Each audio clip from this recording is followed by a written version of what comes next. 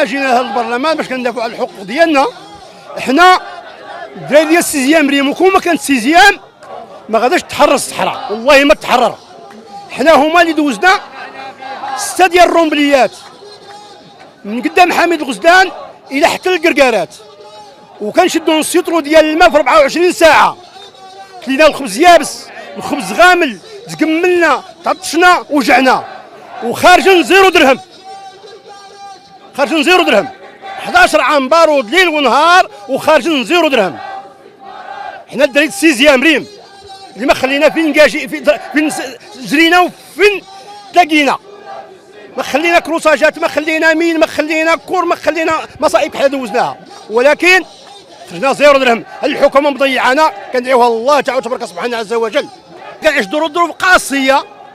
انا 70 عام في العمر ديالي، 70 عام في العمر ديالي، هازل عيش هازيله، عيش هازيله، لا اله الا الله. ما عندي لا خلصه لا حتى شي حاجه، ولادي ما قراو، ولادي ما توظفوا، ولادي ما داروا شي حاجه، كلشي عايش مهمش، كي انا كي ولادي. فهمتي؟ والدوله خدمنا فيها وحررنا الصحراء وكيتصرفوا فيها وحدين اخرين. فين ما جوج بحور اللي بردنا، فين الصحراء، فين الفوسفات، فين الاشي ديال اللي بردنا، فين مشى؟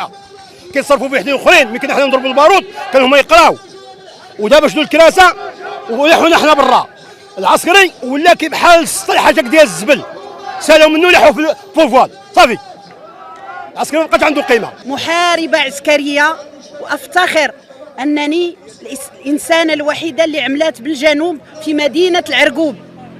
فانا هنا من اجل مسانده الاخوه ديالي قدماء المحاربين، قدماء العسكريين والارامل، من اجل المعاش الهزيل ديالهم، من اجل الابناء ديالهم، من بزاف ديال الحقوق اللي حنا كنطالبوها، وخصوصا بغينا يتكسر تجميد الاجور، وبغينا الزياده في المعاش. فاحنا كنسمعوا الزياده كاينه 5% 7%، اش غتزاد كاع 4000 ريال 6000 ريال. فاحنا كنطلبوا من الحكومه اليوم انها تساعدنا وتدرس الملف ديالنا وتعطينا الحقوق اللي بغيناها حنا، اللي كنطالبوا بها. كذلك كنزيد ناكد اننا اليوم حنا 5 ديال الاعضاء معنا المشرف العام، اننا دينا رسائل كتابه الضبط للبرلمان، وانهم خداوها من عندنا ووعدونا ان هذه الرسائل راه غادي تكون في المستوى. فالله يسهل عليكم. كناشد البرلمان او الحكومه باش يعطيونا ويساعدونا ويعطيونا الحق ديالنا. كما كتشوفوا واحد العدد ديال الارملات هنا توفوا الازواج ديالهم، كما كتشوفوا هنا باقي على قيد الحياه. دابا الا قدر الله وجاب الله الوفاه، هذيك 1700 درهم راه غادي تبقى 1400 درهم عفوا، غادي تبقى 700 درهم للمراه. واش دابا هاد الارملات اللي عندهم هاد الوليدات وفي هاد السن هذا منين غادي يجيبوا باش يكملوا الشهر؟ راه للاسف كنعيشوا واحد الحاله في هاد البلاد هذه.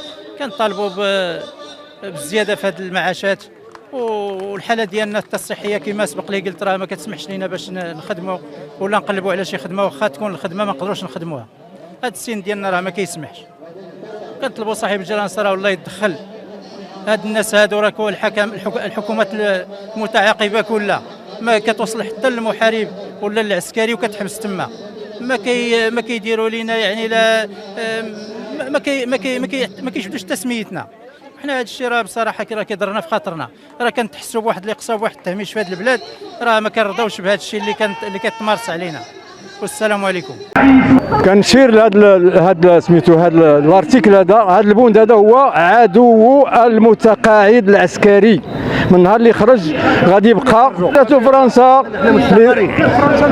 هذا البوند هذا هو المهم، هو عدونا ما حدو مجمد على حسابه. دابا كنخرجوا ونناضلوا ونغوتوا رغم الشيخوخه، رغم الامراض، رغم الدفاع عن حوزه الوطن حتى استتبنا الامن والحمد لله.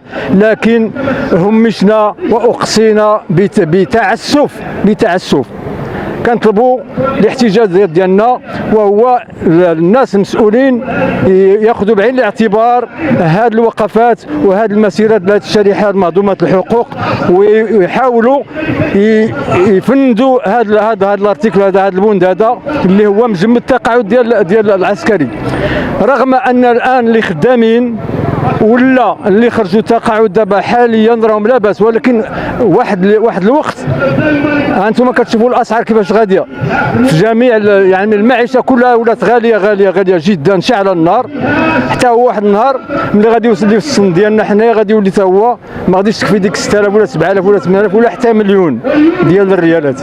ما شفنا اولا عدد المتقاعدين ديالنا في جهه سوسماسا اللي ديكلارات لنا بها المؤسسه الكوماندره هي 11650 ديكلارين في جهه سوسماسا اكادير، وهاد قدماء المحاربين منقسمين على جوج.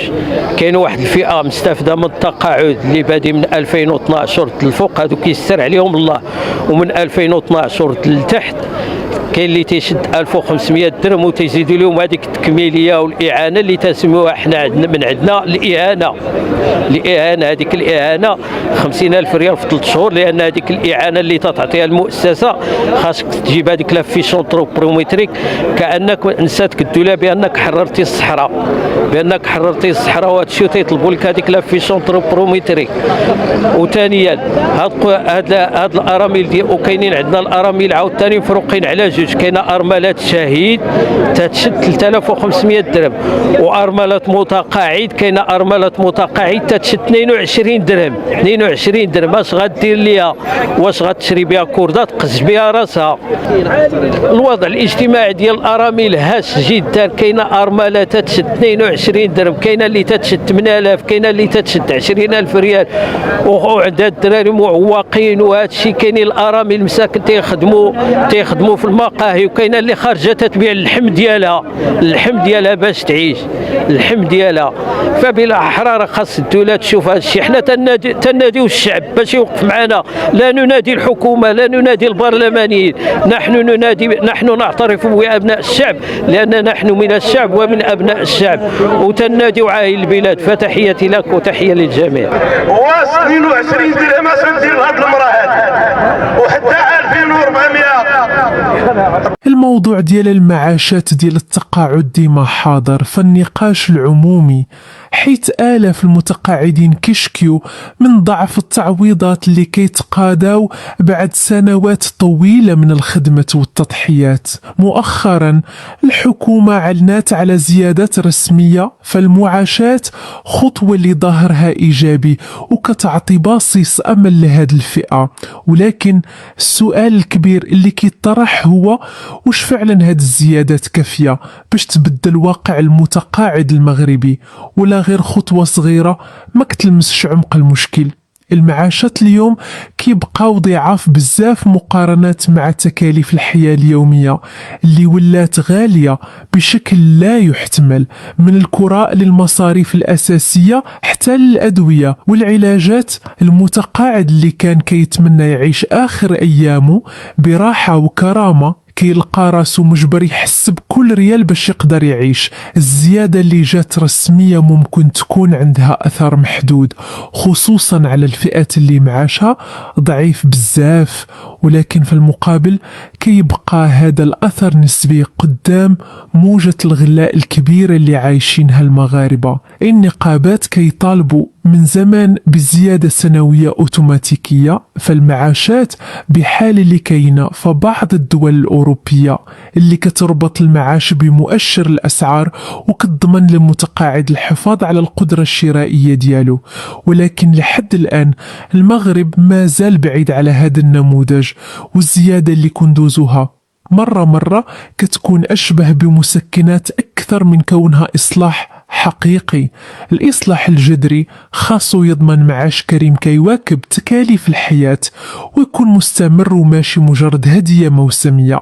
إذن الزيادات الرسمية خطوة إيجابية ما نقدرش ننكروها، ولكن إلى ما جاتش ضمن رؤية شاملة للإصلاح ورفع قيمة المعاشات بشكل مستدام غادي تبقى غير خطوة صغيرة في طريق طويل كيحلموا به المتقاعدين.